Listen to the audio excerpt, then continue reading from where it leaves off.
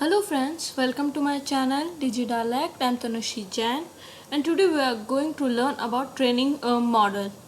ये जो टॉपिक है वो सुपरवाइज्ड लर्निंग के लिए है, तो चलिए शुरू करते हैं।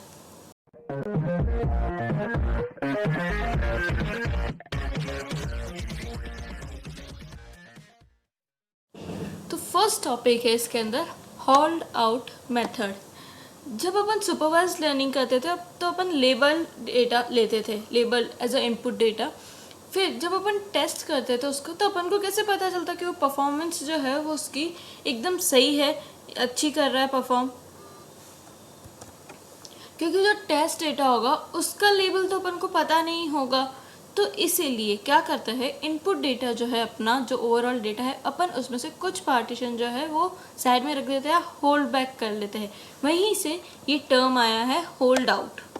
तो इसमें क्या होता है, अपन का जो डेटा है ना उसका 70 या 80% अप्रॉक्स अपन ट्रेनिंग डेटा के लिए रखते हैं और 20 से 30% जो है अपन उसको टेस्ट डेटा के लिए रखते हैं।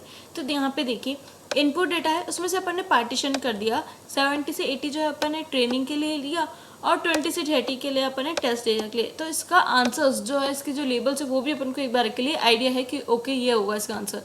तो ट्रेनिंग डेटा के अकॉर्डिंग ट्रेनिंग मॉडल जनरेट हुआ और फिर वो यहाँ पे क्या टेस्ट डेटा पे परफॉर्म हुआ और उसके बाद अपन को मॉडल का परफॉर्मेंस मिल जाता है। ये जो ट्रेनिंग और टेस्ट में डिवाइड करा है ना, वो अपन रैंडमली भी कर सकते हैं। बस जब अपन दो पार्ट्स में डिवाइड करें ना, तो जो डेटा हो वो सिमिलर हो नेचर में। तो holding back a part of the input data for validating the train model, यानी अपन इनपुट डेटा का जो कुछ पार्ट है वो साइड में मतलब पीछे रोक रहे हैं, ताकि अपन ट्रेन मॉडल जो है, ट्रेनिंग मॉडल, उसको देख सके कि वो कैसा, मतलब जो प्रॉपरली उसने लर्न करा कि नहीं करा। उसको बोलते हैं अपन होल्ड आउट मेथड।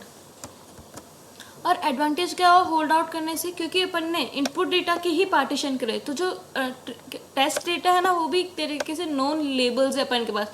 तो अपन इसमें से चेक कर पाएंगे अपने एक्चुअल जो आंसर है या एक्चुअल जो आउटपुट है उससे अपन कंपेयर कर पाएंगे कि टेस्ट डेटा पे क्या आउटपुट्स आए, और उसने जितना एक्यूरेटली प्रिडिक्शंस करे उसके अकॉर्डिंग अपन को आइडिया भी हो जाएगा कि मशीन कैसा वर्क कर रही है। अब कुछ केसेस में क्या होता है, जो डेटा होता है उसको दो पार्टीशन की जगह 3 पार्टीशन में डिवाइड करते हैं।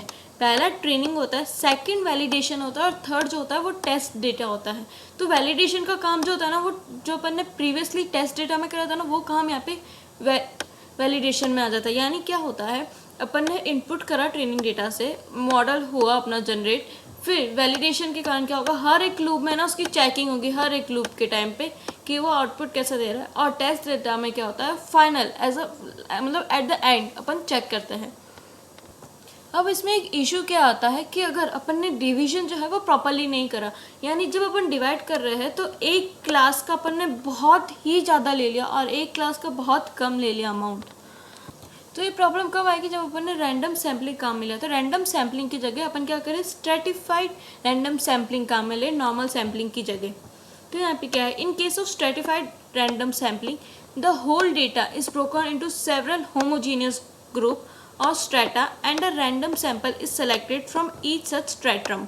यानी अपन का जो डेटा है उसमें होमोजीनियस यानी एक जैसा जो डेटा है, मतलब एक जैसे ग्रुप्स को ऐसे डिवाइड कर देते हैं और फिर उसमें से रैंडम सैंपल जो है अपन सेलेक्ट करते हैं हर एक स्ट्रेटम के लिए। This ensures that the generated random partitions have equal proportion of each class. इससे क्या होगा, ये इंश्योर करता है कि हर एक क्लास का जो है ना वो इक्वल प्रोपोर्शन ले रहा है। नाउ नेक्स्ट टॉपिक इज के फोल्ड क्रॉस वैलिडेशन मेथड। अपन ने जो होल्ड आउट मेथड देखा था उसमें भी है ना कभी कभार कुछ इश्यूज होते हैं, तो उन इश्यूज से ओवरकम करने के लिए अपन क्या यूज़ करते हैं, रिपीटेड होल्ड आउट। इसमें क्या होता है, अपन बहुत सारे होल्ड आउट रखते हैं मेजर करने के लिए मॉडल परफॉर्मेंस। तो ये क्या है, a special variant of hold out method called repeated hold out is sometimes employed to ensure the randomness of the composed data sets. In repeated holdout, several random holdouts are used to measure the model performance. और eight the end अपन उसका average जो है वो काम लेते हैं उस performance का, और जितना अपन ने उसको होल्ड आउट पे रखा होता है और लास्ट में अपन क्या करते हैं, उसको असेंबल कर देते हैं, जोड़ देते हैं। तो इसी टर्म से क्या, इसी बेसिस पे है के फोल्ड क्रॉस वैलिडेशन टेक्निक।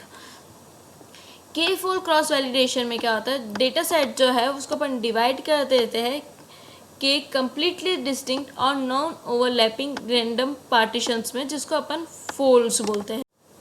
इसको डायग्नोमेटिकली देखते हैं अपन। देखिए ये अपना पूरा इनपुट डेटा सेट है, इसको अपन ने के फोल्ड्स में क्या करा, डिवाइड कर दिया। ऐसे बहुत सारे फोल्ड, यहाँ पे अपन ने टेस्ट डेटा करा और इस पूरे पे अपन ने ट्रेनिंग का वर्क करा है। फिर लास्ट में क्या कर रहे हैं, अपन इसको कंबाइन कर रहे हैं। तो ट्रेनिंग से क्या हुआ, लर्निंग एल्गोरिथम का यूज़ करके अपन ने ट्रेंड मॉडल जनरेट करा और फिर उस ट्रेन मॉडल को अपन ने टेस्ट डेटा पे अप्लाई करके मॉडल परफॉर्मेंस का आउटपुट निकाला। अब के फोल्ड जो है वो अपन कैसे करेंगे, मतलब जो वैल्यू है के की वो है ना, अपन कुछ भी रख सकते हैं, कोई भी नंबर। However there are two approaches which are extremely popular k fold के लिए। पहला है 10 फोल्ड क्रॉस वैलिडेशन, जिसको 10 फोल्ड CV लिखा है, and second one is leave one out cross validation यानी LOOCV। 10 फोल्ड क्रॉस वैलिडेशन में क्या होता है, इस 10 fold cross validation is by far the most popular approach. ये जो है बहुत ही पॉपुलर अप्रोच है। इस अप्रोच में अपन for each of the 10 fold यानी हर 10 फोल्ड्स के लिए अपन है ना अप्रॉक्सीमेटली 10% जो डेटा है, one of the folds is used as the test data. यानी वो जो फोल्ड्स अपन ने करे उसमें से जो 10% है डेटा का, वो अपन एज अ टेस्ट डेटा काम में लेते हैं, और बाकी के जो रिमेनिंग 9 फोल्ड्स या 90% ऑफ द डेटा वो ट्रेनिंग के पर्पस में काम आता है, जिस पे अपन टेस्ट डेटा जो है वो उसके बेसिस पे काम परफॉर्म करते हैं, और एक 10 टाइम्स जो है वो चलता रहता है।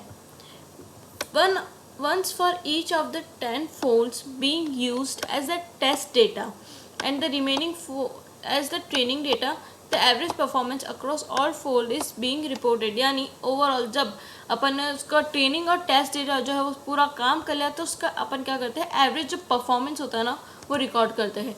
जैसे कि यहाँ पे अपन ने है ना उसको के फोल्ड्स में डिवाइड करा, देन ये जो पूरा डेटा है ना, जिसके ये जो कलरफुल्स है ना, इसका मतलब क्लासेस है, कलर्स यानी क्लासेस है, उसमें से अपन ने क्या करा 10% जो है, यानी 10 फोल्ड्स में से अपन ने 1 फोल्ड जो है वो टेस्ट के लिए ले लिया है, जो किस पे काम करेगा, बाकी के 9 फोल्ड्स पे। फिर हर बार जब भी ये इटरेशन, यानी हर बार क्या हो रहा है, इटरेशन के टाइम पे जैसे सेकेंड टाइम इटरेशन हुआ तो दूसरा होगा 10%, सेम 10% नहीं लेंगे, नेक्स्ट 10% लेंगे अपन, और ऐसे अपन सो ऑन करते जाते हैं, और लास्ट में पूरा इसको रीअसेंबल कर देते हैं, और जो एवरेज होता है वो एज अ परफॉर्मेंस अपन काम में लेते हैं। Next is leave one out cross validation यानी LOOCV is an extreme case of k-fold cross validation using one record or data instance at a time as a test data। यानी अपन एक record ले रहे हैं एक टाइम पे test data के लिए। This is done to maximise the count of data use to train the model. ये क्यों करते हैं अपन, मैक्सिमाइज करने के लिए, जो डेटा का काउंट है ट्रेनिंग के लिए जो अपन काम में ले रहे हैं मॉडल के लिए, उसको मैक्सिमाइज करने के लिए। It is obvious that the number of iteration for which it has to be run is equal to the number of data in the input data set। इसका iteration कितनी बार चलेगा, जितना अपना डेटा है ना इनपुट में उतनी ही बार। Hence ये क्या होगा, थोड़ा एक्सपेंसिव होगा, और इसलिए ना इसको अपन इतना काम में नहीं लेते हैं। Now next is bootstrap sampling। bootstrap sampling जो है वो सिंपली बूटस्ट्रैपिंग जो है वो एक पॉपुलर वे है आइडेंटिफाई करने का training and test data set input data set में से। ये जो है टेक्निक काम में लेता है simple random sampling with replacement यानी SRSWR, जो कि एक वेल नोन टेक्निक है सैम्पलिंग थ्योरी में फॉर ड्राइंग रैंडम सैम्पल्स। अपन ने अभी जो प्रीवियसली टॉपिक देखा था के फोल्ड क्रॉस वैलिडेशन में, उसमें क्या कर रहा था, के फोल्ड्स होते थे, एंड देन वो हर बार इटरेशन में एक नया टेस्ट डेटा लेता था, हर बार एक नया रिपीट नहीं करता था। लेकिन इसमें क्या होता है, जो टेस्ट डेटा होता है ना वो रिपीट भी हो सकता है multiple times. Bootstrapping randomly picks data instances, ये क्या करता है, रैंडमली डेटा इंस्टेंसेस पिक करता है इनपुट डेटा सेट में से with the possibility of the same data instances to be pick multiple times, यानी जो सेम डेटा इंस्टेंस है पॉसिबल है कि वो मल्टीपल टाइम्स पिक करें। इसका मतलब क्या होगा, this essential means that from the input data set having n data instances, एक इनपुट डेटा सेट में है, उस सेट है उसके अंदर है ना एन डेटा इंस्टेंसेस है। Bootstrapping can create one or more training data set, वो जो बूटस्ट्रैपिंग जो है वो एक या एक से ज़्यादा ट्रेनिंग डेटा सेट बना सकता है जिसके अंदर एन डेटा इंस्टेंसेस होंगे, some of the data instances being repeated multiple times.